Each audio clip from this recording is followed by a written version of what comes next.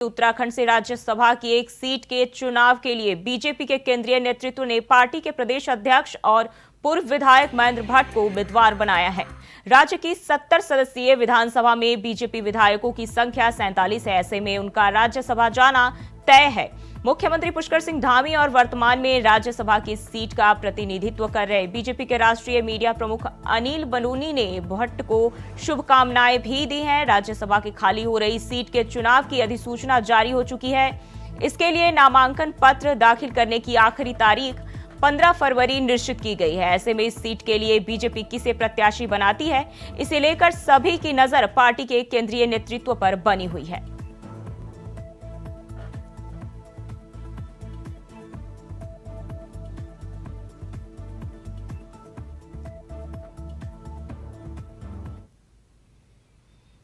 और खबर देहरादून से है, जहां बीजेपी के प्रदेश अध्यक्ष महेंद्र भट्ट को पार्टी के श्रेष्ठ नेतृत्व में नई जिम्मेदारी देने का ऐलान किया गया है। बता दें कि प्रदेश अध्यक्ष महेंद्र भट्ट को पार्टी की तरफ से उत्तराखंड की खाली हो रही राज्यसभा की एक सीट के लिए प्रत्याशी घोषित किया गया है। वहीं पार्टी के इस निर्णय के बाद बीजेपी प्रदेश अध्यक्ष महेंद्र भट्ट ने कहा कि वह केंद्रीय नेतृत्व का आभार प्रकट करते हैं, जिन्होंने उन्हें राज्यसभा जाने के लिए अपना उम्मीदवार बनाया, और कहा कि उनका प्रयास हमेशा ही राज्य के विकास के लिए और पार्टी की जो जिम्मेदारी है उसके लिए होगी।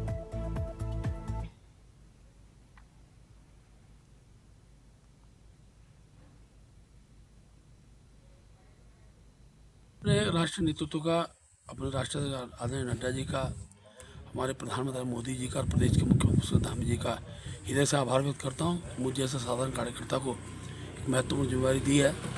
मैं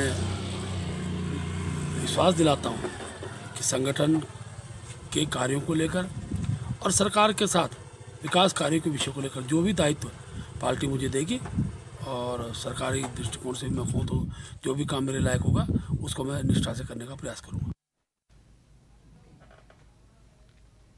जी, और अब हमारे साथ लगातार बने हुए हैं बीजेपी के प्रदेश अध्यक्ष महेंद्र भट्ट को नई जिम्मेदारी मिली है। अब है क्या जानकारी है?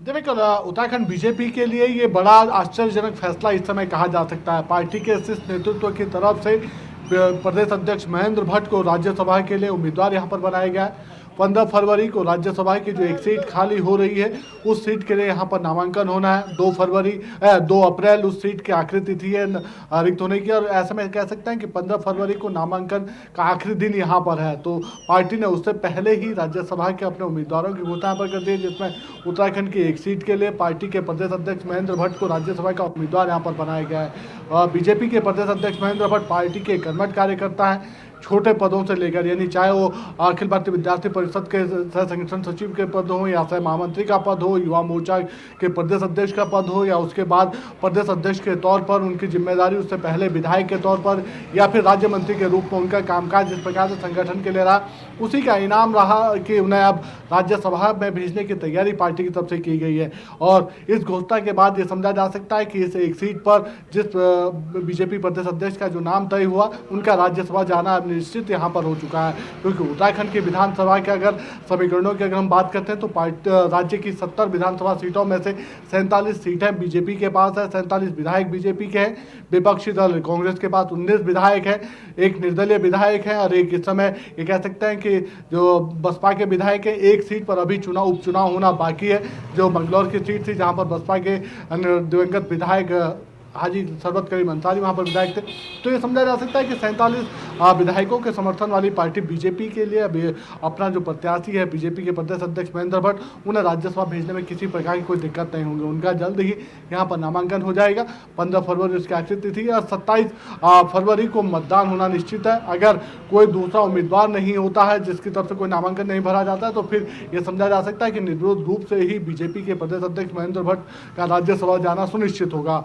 पार्टी का फैसला आश्चर्यजनक इसलिए भी कहा जा सकता है क्योंकि किसी को नहीं थी कि किसी एक ऐसे पार्टी के कर्मठ कार्यकर्ता को यहाँ पर राज्यसभा भेजेंगे जो इस समय सक्रिय रूप से संगठन में काम न कर रहा हो, या फिर सरकार के भीतर उसकी जिम्मेदारी ना निहित की गई हो। पार्टी के जो कार्यकर्ता थे वो उम्मीद यहाँ पर इस रूप में लगाए जाते थे कि जो सीनियर जो कार्यकर्ता है, जो इस समय सरकार से बाहर है, वो इस समय जो संगठन को मजबूती देने का जो काम कर रहे हैं, उनमें से किसी एक को यहाँ पर राज्यसभा का उम्मीदवार यहाँ पर बनाया जा सकता है। जी, लेकिन अभय, हमेशा खबर की ये तरह भी है कि अनिल बलूनी को ही रिपीट करने की जो है तैयारी, कहीं ना कहीं कयास लगाए जा रहे थे इसको लेकर, और अब जो है महेंद्र भट्ट का नाम के ऐलान करके बीजेपी ने फिर से जो है सरप्राइज दे दिया है, जैसे बाकी राज्यों में भी वो करती रही है। बिल्कुल, ये समझा जा सकता है कि बीजेपी का निर्णय भी सरप्राइज इसलिए कहा जा सकता है क्योंकि पूर्व मुख्यमंत्री त्रिवेंद्र सिंह रावत के राज्यसभा जाने की चर्चाएं बड़ी जोरों पर यहाँ पर चल रही थी।